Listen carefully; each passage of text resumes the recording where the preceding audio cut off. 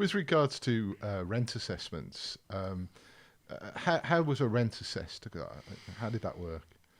In the days before we had chartered surveyors, you had your rental valuation. So this was surveyor. before the pubs code? Yes. Yes. We, as a group of people in a property meeting, would set our own rents. With, we had a surveyor, but they did all sorts of investments, all sorts of things. And you would thrash out a rental valuation model, or they weren't called that in those days. You'd have the divisible balance, and if you'd got your notional turnover and your notional cost right, then what it spat out would generally be acceptable. The BRMs, or as they were then, BDMs, had a lot more input into what the rent would be. And again, immediately following the code, I remember having conversations with my rental valuation surveyor saying, this is a 25 grand a year pub. Think about that when you go and do your valuation. Right, okay. But now what I'm seeing is post pubs code, what looked to me like really poor deals. Right. Very high rents.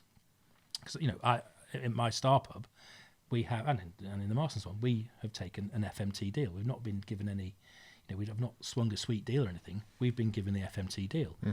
On fair maintainable trade. Yeah. Yeah. I beg your pardon, yes. No. With me working on the assumption that we will massively exceed FMT. Yes. And thus that will provide our profit as a multiple operator.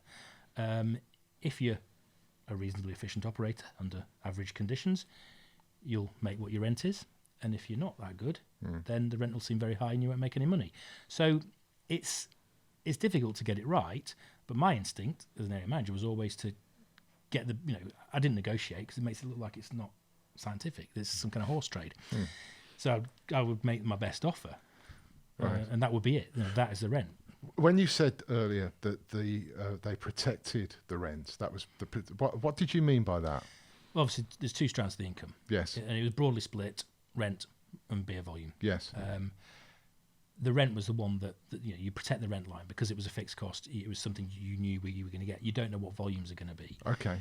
So the pandemic is a great one. If you've chopped 50% out of your rent, you know what you're going to be getting. Yes. Even though the volumes are zero. Yes. So that's what they like protecting. So there was a bit of wriggle room, often with discount bands or whatever, or to rejig the deal. But the rent tended to be, because the perfect world for a pubco is a very high rent and a good discount. Right.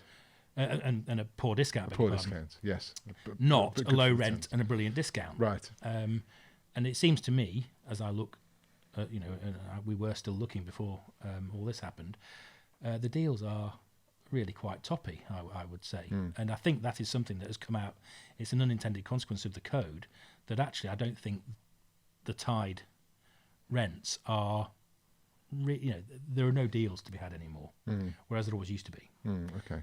It seems to me. Whether that's just, I'm expecting the golden, I'm looking back dewy-eyed at a previous time, I don't know. But well, I mean, one of the things that struck me is if beer sales have declined, as they have over the last 12 years, according to the British Beer and Pub Association, the tied model and the way it's calculated must therefore throw up a reduction in rents. But we've not seen that, have we? No. Rents have stayed the same. And again, in my case, the rent we agreed 7 years ago was based on fair maintainable trade turnover and a set of costs. It produced the rent we paid.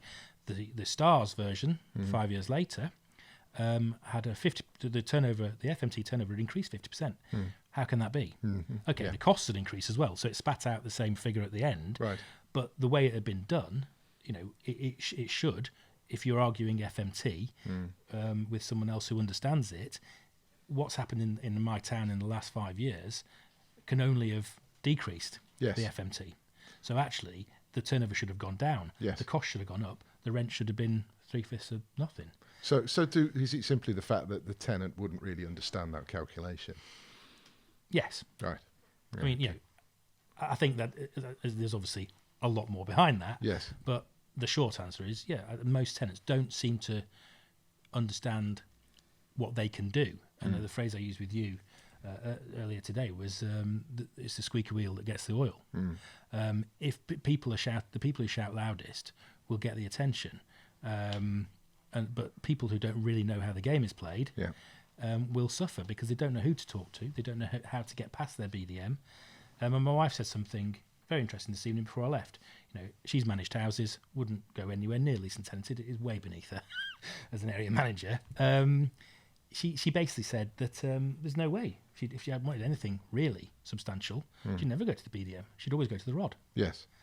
And I agree with her. And that's how I've managed it. Our ROD was for a whole 12 months our area manager, because our area manager did such a poor job, the ROD took over. We didn't notice particularly because we didn't need anything from anybody. But that's what he did. He did his 8 weekly visits. The ROD was our area manager. Yes. Rather than deal with the person who clearly needed development, he just did his job for him. So Right. I'd keep my trap shut for a little while.